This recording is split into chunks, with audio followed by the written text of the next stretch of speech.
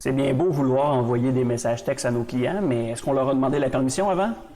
C'est ce que je vais vous expliquer dans les prochains instants. La vidéo commence maintenant!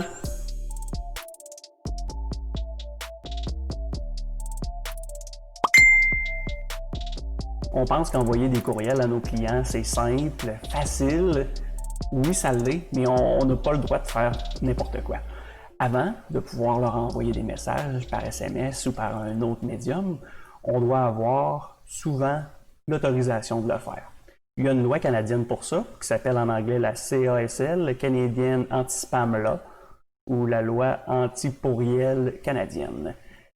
Cette loi-là, en fait, a régi plusieurs items dans le sens qu'il faut envoyer un opt-in, en fait, c'est qu'il faut leur envoyer la possibilité, oui, de s'inscrire, mais aussi la possibilité aussi de se désinscrire. Alors, on doit le mettre directement dans nos messages qu'on va envoyer directement à notre client.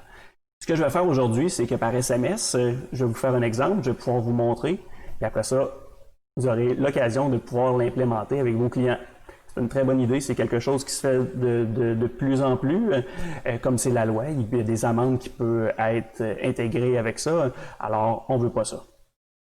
Alors je vais le faire directement sur mon téléphone. Vous, de votre côté, vous allez pouvoir suivre directement de ce côté-là. En fait, ce que je vais faire dans un premier temps, c'est que je vais aller directement dans mes messages textes. Je vais créer un nouveau message et je vais marquer le numéro de téléphone. Alors, 1 5 8 1 2 0 4 5 1 1 1.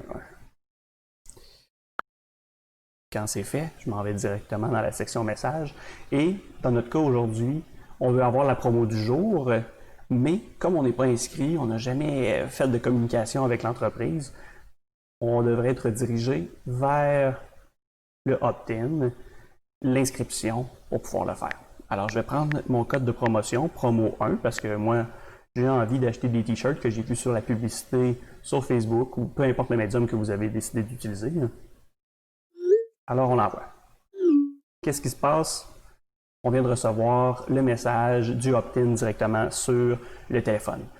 Pour nous inscrire, on doit faire oui. Si on veut de l'aide, on fait aide. Sinon, on peut répondre arrêt pour annuler. En faisant ça, on est complètement désinscrit et on ne recevra plus de messages. Alors, ce que moi, je veux faire aujourd'hui, c'est oui, je veux recevoir des messages. Alors, on y répond oui. En répondant oui, on devrait avoir un nouveau message qui vient confirmer ce qui vient de se passer. Alors, la compagnie, je vous confirme que vous avez répondu oui pour recevoir des messages par SMS. Alors, on a la confirmation, c'est ce qu'ils appellent en anglais un double opt-in. Alors, on a 2 fois la preuve que le message a bien été envoyé et confirmé. Alors, c'est encore mieux et c'est toujours possible de pouvoir le continuer ou l'arrêter. Directement ici aussi, ce qu'on a présentement, c'est encore, on peut le dire, si vous avez besoin d'aide, vous pouvez le faire. Si vous avez besoin d'arrêter, c'est possible de le faire aussi. Alors, c'est merveilleux. Ensuite, on a reçu notre promotion qui est directement en dessous, en bas. J'espère que vous avez trouvé ça intéressant. Vous montrez le double opt-in. N'oubliez pas, c'est très important de l'ajouter directement à votre campagne. On le fait seulement une fois quand la personne est inscrite. Après ça, on peut créer toutes sortes de conditions. Alors, si la personne se désinscrit, on va pouvoir le faire apparaître directement pour vous dans le début de votre message de publicité ou d'information de service ou de nouvelles. À bientôt!